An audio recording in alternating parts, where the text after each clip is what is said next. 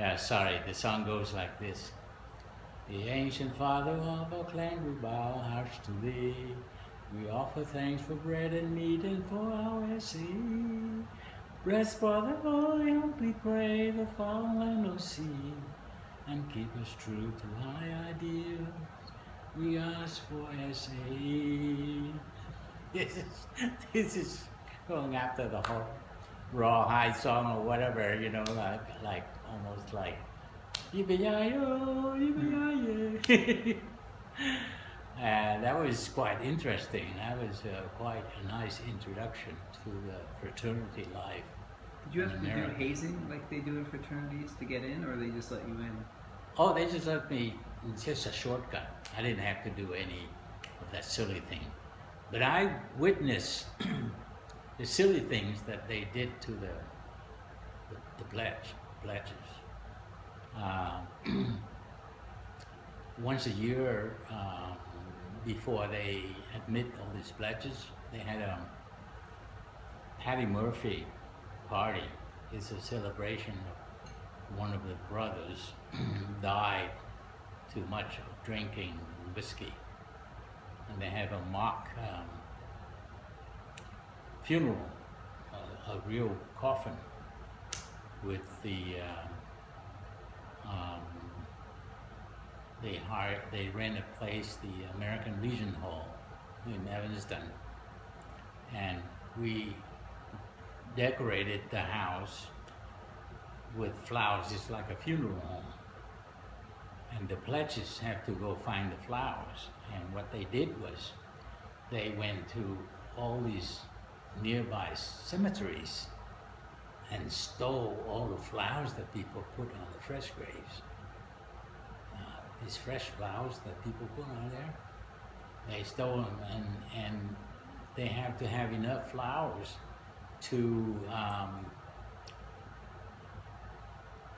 pass the test. So when I found that out, it just shook my head.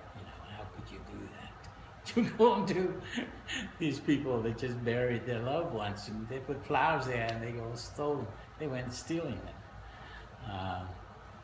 But the Patty Murphy party was for a chance to celebrate and get drunk together. That was all. And I had a chance to witness that. I still have a picture of that, actually.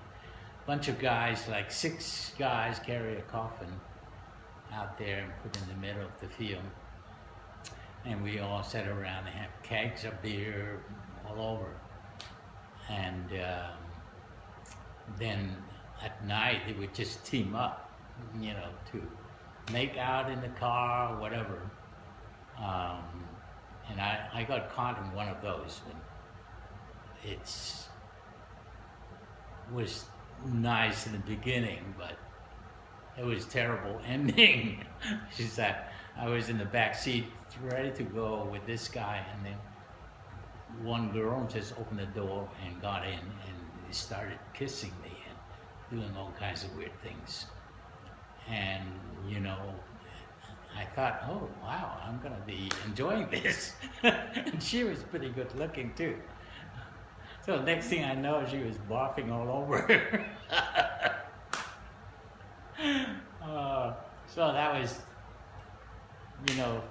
a good exposure of American schools fraternity life. That was really crazy.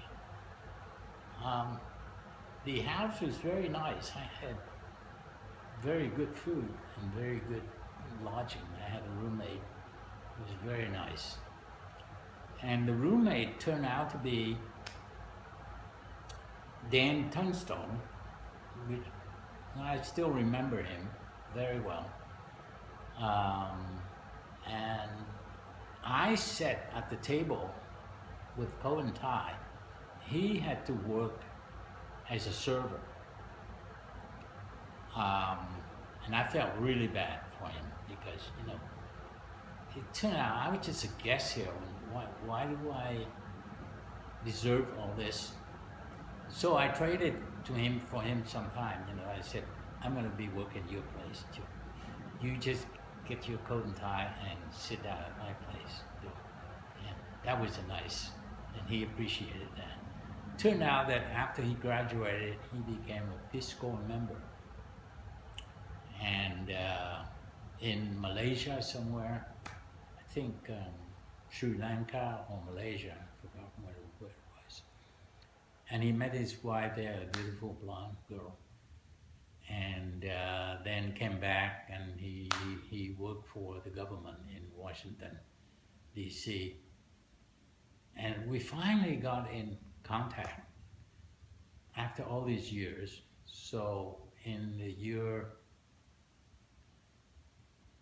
I forgot what year, maybe in the 90s, or maybe in the 2002 or 3 or something like that.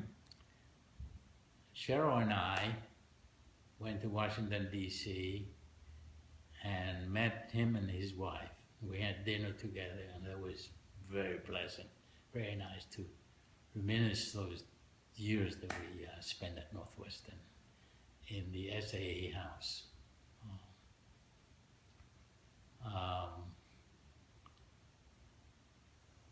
There were a lot of parties there, and it's just, I don't know how the students graduate, because they party all the time.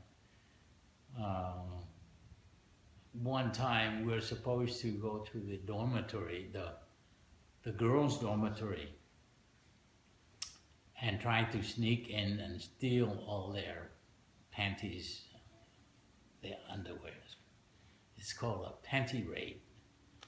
And so I didn't know what to do, but I just followed those guys and had a good time. And a lot of drinking. A little bit too much, actually. I'm glad I didn't get into any trouble, but Professor Perry got some money from some old ladies, some old rich ladies, and gave me to buy a car. So I bought a 1956 Buick, and it was it's like a tank. When you shut the door, it's shut real tight, and it's a nice sound. It's a big gas guzzler, but I didn't care. I loved that car. So one day I was having a party, drinking a little bit too much, I think. When I drove back to the SAE house, I just shut the door and left the key in there. Engine was still running, the light was still on. So I shut the door and went to bed. So the next day the guys told me, "Did you leave your car running, your engine running or something? You know, we just saw it this morning, it's still running." So by that time I started to panic. I said, "What did I do last night? I forgot." So I came down and the battery was dead. It was just running out of gas, so it stopped running. And that was a bad experience. One of the things I remember forever. But we had a good time at the fraternity house, playing volleyball in the yard and just have parties with the sorority girls, dancing and so on. It was nice. And I joined the Glee Club. Oh, I forgot. Let's go back to Aurora. I joined the choir at Aurora College during my second year. And then the third year, the last year, they had a tour. The choir director was Roger Parolini. He's still a good friend of ours. He took the choir on a tour to New England, where we sang at various churches. There's about 30 people on the bus going all the way to New England. And the people there were so nice. We had twice or three times, and lots of lobsters. They treated us. So that's how I was introduced to lobsters. And I love it. I love lobsters. Now at Northwestern, I tried to keep the singing going. So I joined the Glee Club. I was pretty brave because the Glee Club was all of white men students, you know. I was the only Asian guy. But they treated me very nicely. Oh, that was nice. And we performed here and there. It was a nice experience to sing in the Glee Club, about 30 guys. Let's see, what else? Lake Michigan is very cold. Just the wind just cut right through you, and I was very skinny then, and no matter how much clothes I wear, I must have worn the wrong clothes because the clothes seem to be not hanging on my skin. So the wind sneaked right through. It's very cold. And it was very depressing to find out that occasionally one or two students cut a hole in the ice there and drowned themselves, killed themselves. That was something I found out that was very disturbing. I don't know why. I guess the student had a problem, depression, whatever, and killed himself. So, my project for the thesis was the use of cadmium sulfide as a material in orthicon. The Russians at that time, the technology in Russia, they use piezoelectric material in the orthicon tube to detect ultrasound, because piezoelectric, when the sound waves hit the material, it causes electrical impulses and could produce the image on the orthicon, which can be used to, detect bad tissues, whatever, in human bodies. So Professor Jacobs, John Jacobs, took me in and made me slave away in this project. And I said, I didn't know anything. I just did what he told me to do. I took the classes. Most of these classes are so difficult.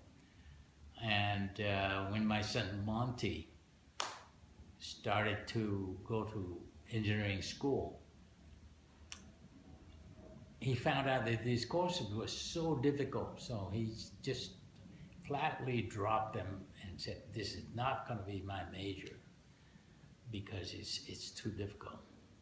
Well, I had the same problem when I was in graduate school.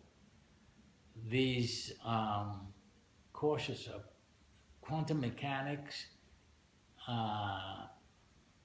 wave equations, Maxwell equations, all these require so much advanced mathematics that I could barely pass the courses. They're so difficult. But I had no choice. I said, well, my goal is to be an engineer. I better stick to it. So, I got to see. At Aurora, I had straight A's. And when I got to Northwestern graduate school, I had B's and C's. And I was very disappointed. But I stuck to it.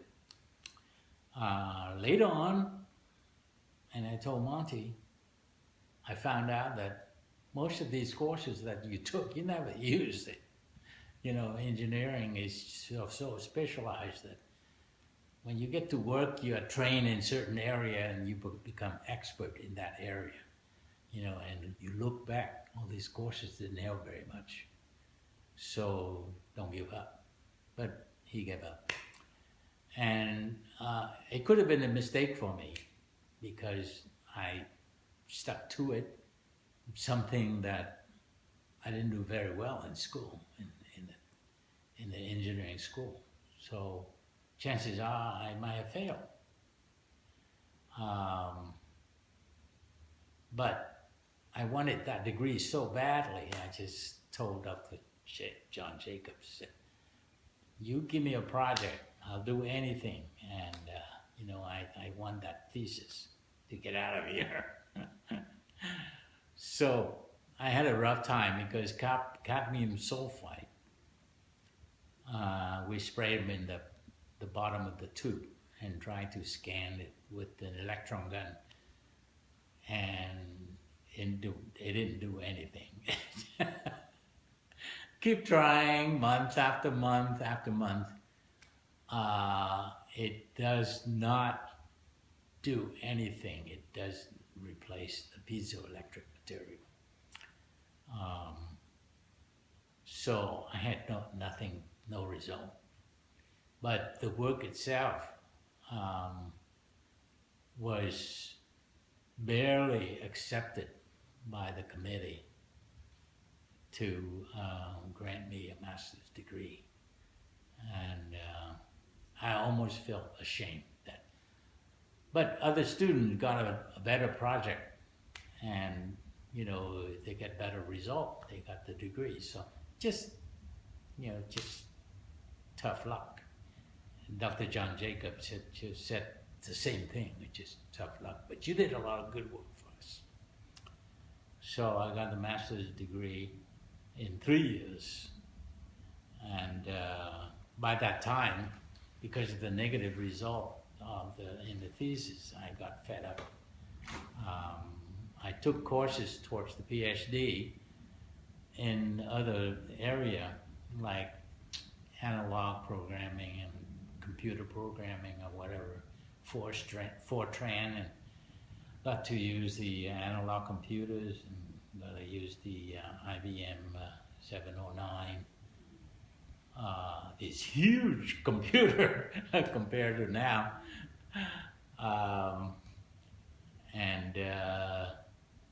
You know, playing with the IBM cards, just program on those cards. And sometime, you know, you drop those cards and you have to reshuffle them again, put them in orders again. That was terrible. So I got maybe 30 credits towards the PhD, but by that time I got fed up. I also had a bad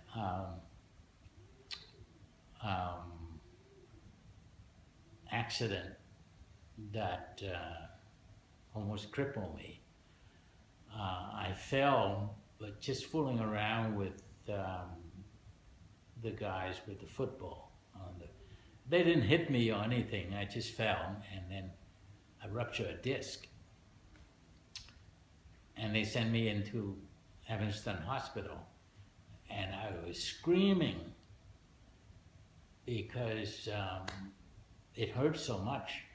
After 2 weeks, they stretched my neck, put weight on my legs to stretch. It didn't do any good. And they decided that you had to be operated on. I was scared to death. Man. So this doctor, I didn't want him to operate on me. I was screaming. I said, oh. And he just got fed up and finally talked to me. He said, you're going to be crippled. If I don't operate on you, you're not going to walk again. So I was scared. So finally, I let him operate. So he went in there, took the pieces out, didn't do any spinal fusion, but I recovered from it, and I walked normally again. I was so glad. I thought my life was over. That was a bad experience. How long did that take? How long did it take? Yeah, like from the accident till. Well, I missed maybe a month of school. Yeah, it was pretty. And so after that, I got my degree. When the companies came on campus to recruit students, I joined them, just put in my resume. I told them my courses and so on. Got no bites. So this, I think, either the last day or maybe the second time I submitted my application, I got one company seemed to be interested.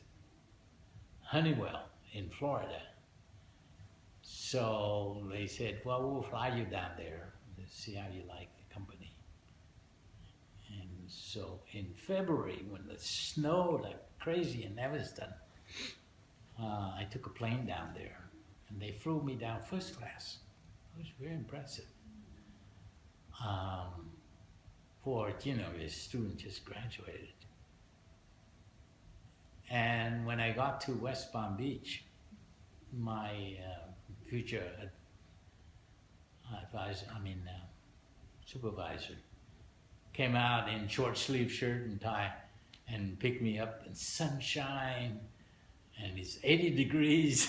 I said to myself, quietly, wow, if they offer me a job, I'll take it. This is too nice. So I interviewed, and he wanted me to be in testing power transistors on these testers, Teradyne testers. So I said, it's not bad. So when I found out how much they're paying, $615 a month, I said to myself, wow, what am I going to do with all this money? That's a lot of money those days. So I accepted right on the spot. I said, I'm going to join you. So I went back to Evanston, finished school, and in May, the end of May that year, 63, in 62, I joined, I put all my stuff in the car, in a Buick, and drove down to Florida. Stopped in Indianapolis to see this girl that I knew at Northwestern, and the parents, the father was really nice. So they let me stay there overnight. Then I drove on to see an uncle of Dr. Perry in Macon, Georgia. And this is the first time that I drove through the South. It was interesting. When I drove through his farm to his house, my car was so dirty. The guy came out and picked my tire and said, "You're bringing Yankees dirt down here?" So that's how I began to find out, what the Civil War was, and why these people are still fighting the Civil War out there. Quite educational. He hated the Yankees. Florida was very nice, but I didn't have any Vietnamese friends there. Um, Yeah, but you said, wait, didn't you, Han, was that her name? oh yeah, Han. But that Yeah. was when you first got there, right? Or? Yeah, I worked in Florida in West Palm Beach, and then later on she flew down and stayed with me for maybe a couple of weeks, and we had a good time. But then it was very sad because she left, went home to her parents. Later on, I found out that she married some high official in the government. So it was interesting, and she had a real, real big newspaper that was pro government, and of course she and her family left Vietnam when the communists took over, and I never found out anything since then. Let's see. Florida was very nice. We just swam in the beach in the ocean every weekend and had parties. And I still have friends. I'm still corresponding with friends from there. Al Makovsky. Of course, Cheryl and I became friends with John Wynham, a friend of mine that we had a good time down there. But then Bill Lynham divorced his wife Donna and disappeared from the place of the earth, so we don't know where he is. So maybe this is a good place to stop. Sure.